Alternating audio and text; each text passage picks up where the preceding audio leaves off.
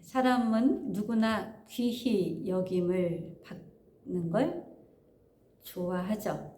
그래서 인정받는 걸 싫어하는 사람은 한 사람도 없는데요. 예수님께서는 누구든지 섬김을 받으려면 도리어 섬기려 하고 라고 말씀하셨어요. 곧 귀히 여김을 받으려면 먼저 섬겨라 이렇게 말씀하신 건데요. 사람들은 먼저 섬기기보다는 먼저 섬김 받기를 원합니다. 그래서 말석보다는 언제나 상석을 선호하는 경향이 있죠. 저 역시도 어린 시절에서는 어른들이 많이 이뻐해져가지고 어디를 가면 늘 이쁨 받는 사람들이 좀 어른들 근처에 앉잖아요. 그러다 보니까 주로 상석 가까이에 늘 자리를 하게 되었었는데 20대 후반인지 30대 초반인지 정확하진 않은데 그때 이런 내가 늘 거의 좀 상석 쪽에 앉는구나 이런 생각이 들었어요. 그래서 좀 말석으로 앉아야 되겠다 이런 생각을 하게 되었는데 예수님께서는 누구든지 으뜸이 되고자 하는 자는 먼저 종이 되라 이렇게 말씀하셨습니다. 또 예수님께서 이 땅에 오신 목적이 섬김을 받으려는 것이 아니라 많은 사람들을 섬기기 위해서 오셨다라고 하셨는데요.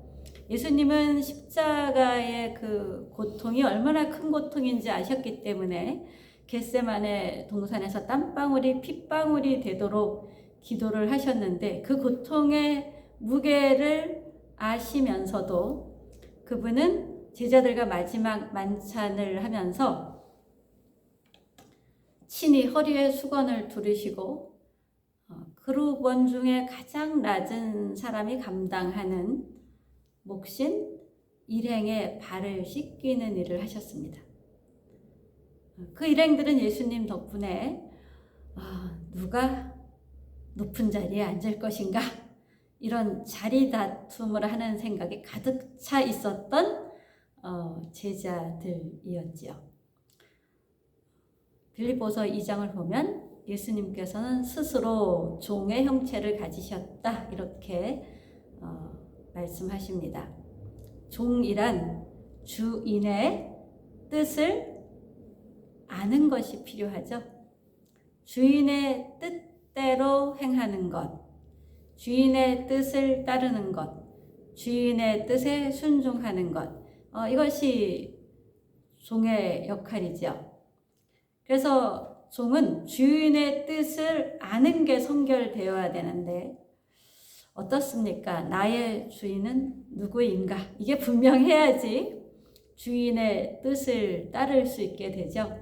예수 믿는 많은 사람들이 예수님을 주님 이렇게 부릅니다. 참 민망스러운 것 중에 하나는 제가 20대 때 전철이나 버스를 타면 이 아주머니들이 가방을 들고 있다가 버스를 타거나 전철을 타면서 문에 딱 들어오면 빈자리에다가 가방을 휙 던지면서 주여 이러셔요. 얼마나 참 민망스러웠는지. 그 사람의 주는 어떤 주일까요? 그런 얘기를 들으면 저 사람은 교회 다니는 사람이구나 라고 사람들이 생각을 하는데 교회 다니는 사람들이 그냥 어떻게 해서든지 자기 자리를 차지하기 위해서 들어서 가방부터 던지는 모습, 그것은 예수님께서 말씀하신 누구든지 으뜸이 되고자 하는 자는 먼저 종이 되어야 하리라라는 말씀하고는 너무나 상반되는 삶의 모습이라고 볼 수 있는데요. 우리 예수 믿는 사람들이 예수님을 주인, 주님, 주님이라고 하는데 정말 그가 주님이라고 부르는 그 예수님을 내 삶의 주인으로 정말 생각하고 사는 사람은 거의 없고, 주인이다 라고 생각을 한다면 또 주인의 뜻이 무엇인지 좀 주님의 뜻, 주님의 마음을 알려고 해야 되는데 정말 예수님, 주님 끊임없이 부르고 기도하면서도 그분의 뜻, 그분의 마음, 그분의 성향, 그분의 원리 이런 거에 대해서 너무나 관심이 없지 않은가라는 생각을 해봅니다. 사실 우리가 예수님의 뜻을 알려고만 하면은요, 조금만 고민하면 알 수 있는 것들이 굉장히 많이 있습니다. 자, 예수님은 종의 형체를 가지셨다라고 했는데요. 예수님은 누구를 주인으로 삼으셨을까요? 예수님은 언제나 아들은 아버지가 하시는 것을 보지 않고는 아무것도 스스로 할 수 없다고 하시면서 자신을 아버지가 하는 것을 보고 따르는 아들로 소개를 하죠. 이 얘기는 예수님은 아버지 하나님을 주인으로 여기며 아버지 하나님의 종으로서의 마음으로 이 땅에서의 전 삶을 살았다는 것입니다. 그래서 예수님은 늘 하나님을 바라보는 자로 이 땅에서의 삶을 사셨습니다. 아버지 하나님의 뜻을 분명히 알고 그 여러 가지 다양한 삶의 정황 속에서 아버지 하나님이 하시는 것, 말씀하시는 것이 무엇인지에 늘 초점을 두며 아버지 하나님 마음에 합당한 삶을 선택하는 공생애를 살아가신 것이죠. 그래서 이렇게 주님을 잘 바라보는 사람들을 해바라기가 해를 바라보며 움직이잖아요. 그것처럼 사람들이 주를 잘 바라보는 사람들을 주바라기다 이렇게 얘기를 하기도 하는데요. 주바라기가 되는 우리 올리브 채플의 가족이 되기를 예수님의 이름으로 축복합니다. 예수님께서는 예수 믿는 우리에게 아버지께서 나를 보내신 것 같이 나도 너희를 보낸다 이렇게 말씀하셨지요. 십자가를 코앞에 두신 예수님이 허리에 수건을 두르시고 제자들의 발을 씻기시며 결국 십자가까지 지시고 우리에게 새 생명을 주신 그 큰 사랑 그것뿐만이 아니라 아버지께서 나를 보낸 것처럼 나도 너희를 보낸다라는 것은 우리를 예수 믿는 우리를 예수 그리스도로부터 새 생명을 받은 우리를 아버지의 사랑을 나타내는 자로 우리를 파송하시는 것이죠. 이 파송은 그냥 파송이라는 것으로 끝난 게 아니고요. 우리를 파송하는 사랑으로 우리와 지속적으로 함께 하고 계신 예수님이십니다. 파송하는 사랑은 무책임한 사랑이 아닙니다. 예수님이 하시고자 하는 것을 위해 언제나 우리와 함께 하며 예수님이 하시고자 하는데 필요한 것들을 우리에게 공급하시며 우리로서는 상상도 못할 하나님의 무한한 세계를 우리와 함께 동행하자 이렇게 권유하시는 것이 우리를 파송하는 것이죠. 우리가 예수님을 진짜 내 삶의 주인으로 여긴다면 우리는 예수님을 매 순간 바라보는데 익숙해져 갈 것입니다. 예수님을 바라보는데 익숙해져 간다면 예수님의 뜻이 무엇인지를 분별하는데도 좀 더 익숙해지겠죠. 예수님과의 소통, 그것은 참 멋진 일입니다. 내 생각과 내 마음이 버려질수록 예수님과 소통하는 것이 수월해지지요. 그리고 예수님과 소통이 잘 될수록 예수님의 뜻에 따라, 예수님의 방법에 따라 예수님이 원하는 바른 마음 자세, 곧 마음과 성품과 뜻을 다해서 예수님을 섬기게 될 것입니다. 사람이 나를 섬기면 내 아버지께서 그를 귀하게 여기시리라. 예수님의 방법, 예수님의 뜻, 예수님이 원하시는 바른 마음 자세로 예수님을 섬긴다면 하나님 아버지께서 그런 사람을 귀하게 여겨 주신다라고 합니다. 하나님 아버지께서 귀히 여기시는 우리 올리브 채플 가족이 될 것을 예수님의 이름으로 선포합니다. 예수님과 소통이 잘 될수록 우리는 예수님의 말씀을 경청하게 되지요. 소통이 안 될수록 100을 말해도 하나밖에 못 듣고, 소통이 잘 될수록 100을 말했는데 110, 120까지 알게 되는 관계가 있지요. 예수님의 뜻과 마음이 우리의 심중에 새겨질수록 예수님이 말씀하지 않아도 우리는 예수님의 마음을 알게 되게 됩니다. 예수님의 뜻과 마음이 우리 심중에 새겨지면 예수님을 섬기는 것이 우리는 쉬워지지요. 요즘 제가 아주 오랫동안 잊어버렸던 찬양이 생각이 나는데요. 제가 고등학교 다닐 때 예수를 믿었는데, 그때 우리가 자주 불렀던 곡 중에 하나가 내가 너를 믿고 맡긴 사명 너는 왜 잊어버렸냐. 사랑받기보다는 사랑하고, 이해받기보다는 이해하고, 위로받기보다는 위로하라는 것을 왜 잊어버렸느냐. 그러면서 사랑하기보다는 사랑받고, 위로하기보다는 위로받고,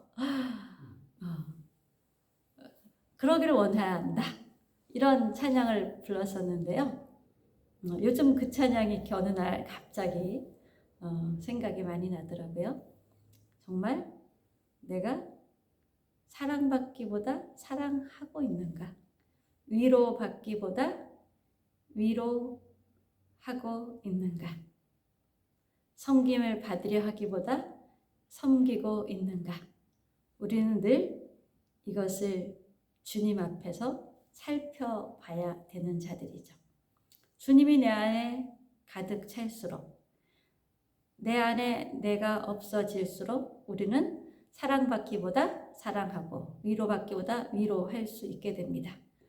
그런데 주님이 멀어질수록 나는 사랑에 배고파져요. 주님은 사랑이시고 위로자이시죠.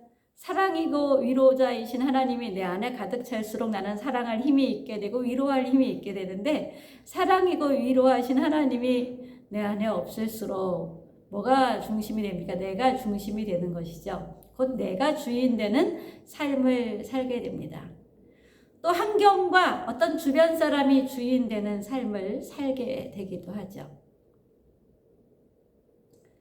우리는 예수님의 뜻을 배우고 깨달으며 주님을 섬기고 따르는 삶을 살지, 아니면 나나 주변 환경이 주인이 돼서 그것에 좌지우지 당하는 삶을 살지, 우린 늘 그런 기로에 있죠. 그리고 어떤 주인이 내 삶을 주도했느냐에 따라 삶의 결과는 굉장히 달라질 텐데요. 많은 사람들은 주님을 따르길 원한다라고 하면서도 주님, 주님, 주님 하면서도 아까 그 전철이나 버스에 가방을 휙 던지는 사람처럼 자기가 원하는 것이 이루어지는 게 주님의 뜻이다. 내가 원하는 것을 얻기 위한 도구로 주님의 이름을 부르고 주님을 의지하는 자들이 많이 있습니다. 자기 마음이 강렬히 원하는 것, 그것이 주님의 말씀이다. 이렇게 오해하는 성도들을 볼 때마다 또 목회자로서, 그리고 또 하나님을 믿는 성도의 한 사람으로서 참 마음이 아프고 곤혹스러움을 느끼게 됩니다. 우리가 예수님의 뜻과 마음을 성경에서 쉽게 볼 수 있지요. 성경 말씀이 의미하는 바를 너무 엉뚱하게 적용을 하면 하나님이 주인된 삶이 아니라 내가 주인된 삶으로 하나님이 나에게 수종드는 그런 신앙생활, 그런 종교인의 삶에 빠져들기 쉽습니다.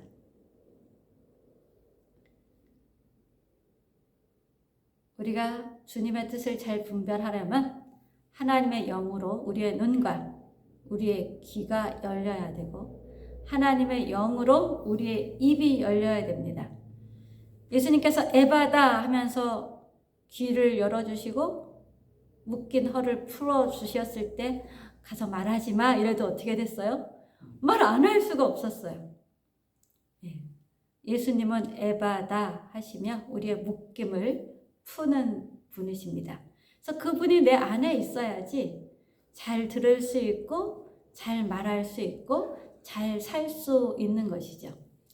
저의 20대 때 제가 아는 지인이 남편의 잦은 외도로 이혼을 하게 되었습니다. 근데 이게 이혼을 자발적으로 한 게 아니라 한두 여자랑 그 외도를 하는 게 아니고 상대녀도 뭐 이렇게 종로 바닥에서 만나거나 뭐 여의도에서 만나거나 길거리에서 만나면 너무너무 이 여자 아내 된 여자한테 둘이 같이 있다 만나도 당당한 거예요. 그러면서 이혼을 하게 됐는데 그 상처가 얼마나 컸겠습니까? 근데 우리가 그 익숙한 생활에서 벗어났을 때에 마음 들 곳 없고 몸 들 곳 없고 생각 들 곳 없는 그 혼자 된 삶에 적응하는 건 누구나 쉽지 않아요. 근데 이걸 위기의 때라 그러죠. 이것을 도형으로는 역삼각형의 시즌이다 이렇게 얘기를 해요. 인생의 역삼각형의 시즌은 누구나 있죠. 그런데 역삼각형일 때 굉장히 중요한 게 어떤 사람이 옆에서 잡아당기느냐에 따라 글로 막 넘어가게 되잖아요. 스스로의 힘이 너무 없으니까. 근데 제가 아는 그 지인을 알던 사람이 유부남이었는데 내가 총각 때 너를 좋아했어. 근데 그때는 딱지 마실까봐 너한테 고백을 못했어. 이러면서 와서 내가 너를 좋아한다는 사랑 고백을 하는 거죠. 그러지 않아도 외롭고 힘들고 고통스러운데 그 고백은 너무나 달콤한 고백이었겠죠. 그러면서 나는 내 아내랑 결혼한 게 좋아서 결혼한 게 아니고 어찌어찌 하다 보니까 책임져야 돼서 결혼하게 되었다. 근데 같이 사는 게 영 재미가 없다. 나는 걔랑 헤어질 거다. 그러면서 우리 같이 살자. 이런 권유를 하는 거죠. 결국은 거기에 넘어갔어요. 그러면서 나의 이 어려운 시즌에 하나님이 새로운 만남을 허락해 주시는구나. 이렇게 큰 착각을 하면서 그와 멀리 도망을 가서 동거 생활을 시작을 했습니다. 그러면서도 이 남자는 아내한테 들락날락 하지요. 네, 안 그럴 수가 없는 또 여건들이 있었어요. 그러면서 동시에 두 여자가 애가 생기게 되었습니다. 아내가 그렇게 애가 안 생겼는데 애가 생긴 거예요. 근데 또 이게 맨 천천지병력같이 이 아내가 아이를 낳게 되면 목숨을 걸어야 된다는 병원의 진단이 있었습니다. 이 아내가 아이를 낳았을까요? 안 낳았을까요? 제가 아는 지인은 생명을 걸고 애를 낳을 순 없지 않느냐. 우리가 하나님의 뜻이고 쟤네는 어차피 헤어질 거기 때문에 이런 일이 생긴 것이다. 이렇게 아전인수격에 참으로 처참한 생각을 하게 됐지요. 그러나 그 아내는 생명을 걸고 아이를 낳았고 남편은 당연히 본래의 아내에게로 같지요. 제가 아는 지인은 몇몇 지인들이 뜯어 말렸음에도 불구하고 또 여러 사람들이 마녀다. 왜 그런 일이 생기면 남자는 욕을 안 하고 여자만 욕을 하는지 모르겠는데 마녀다. 이런 소리까지 들으며 고통스러운 생활을 하게 되었고 결국 그 남자로부터도 버림받는 상처, 그 남자로부터 얻은 아이를 또 자기가 길러야 되는 긴 인생의 짐을 지게 되었습니다. 이렇게 기구한 인생을 사는 사람들이 생각보다 참 많다는 것, 또 그 중에는 교회 다니는 크리스찬도 참 많다는 것이 우리를 참 당혹하게도 하고 슬프게도 합니다. 성경 원리와 너무도 빗나간 강렬한 자기의 인간적인 마음의 욕구가 하나님도 나와 같은 생각과 마음일 것이고 이게 하나님 뜻이다 라는 엉뚱한 생각에 빠져들게 됩니다. 만약 그런 자기의 삶이 또 다른 누군가의 아픔일 수 있다고 생각한다면 자기도 이혼당하면서 얼마나 아팠습니까?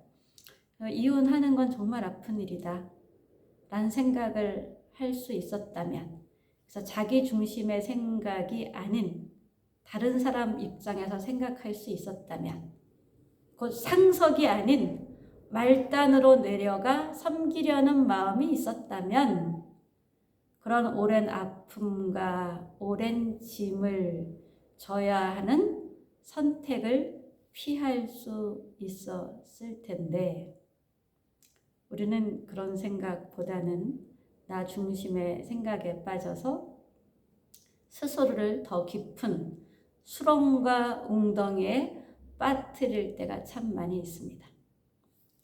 하나님은 사실 굉장히 상식적인 분이기도 합니다. 그래서 깊이 성경을 보고 하나님의 마음을 알아야 되고 하나님의 뜻을 살펴야 되는 것도 있지만 대부분의 많은 것들은 깊이 성경을 몰라도 상식적인 선에서 하나님께 순종할 수 있는 것들이 참 많이 있습니다. 예수님을 섬길 수 있는 것들이 참 많이 있습니다. 예수님의 말씀과 마음을 따르는 삶으로 하나님은 우리를 귀히 여기신다고 말씀하셨는데요. 매일매일을 살아가는 우리의 삶이 좀 더 나 중심이 아닌 주님 중심, 그 모든 것과 관계된 사람들 입장에서 그들의 상석에 앉고 내가 말단에 앉는다면 어떤 것일까를 생각하며 선택을 한다면 우리는 자기와 다른 사람이 더 깊은 수렁에 빠지는 선택을 하지 않을 수 있는 지혜를 얻게 될 것이고 지혜로운 삶을 살게 될 것이며 하나님 아버지가 귀히 여기시는 삶을 살 수 있게 될 것입니다. 또한 또 깊이 성경 속으로 들어가서 하나님의 마음을 살펴보고 하나님과 소통하는 지혜로 충만해져야 우리의 그 복잡하고 다양한 삶 속에서 허우적거리지 않고 중심을 잘 지키는 삶을 살 수 있을 것입니다. 이러한 삶이 우리 이 올리브 치프를 드나드는 모든 사람의 삶, 주님 오실 때까지 이곳에서 예배하는 모든 사람의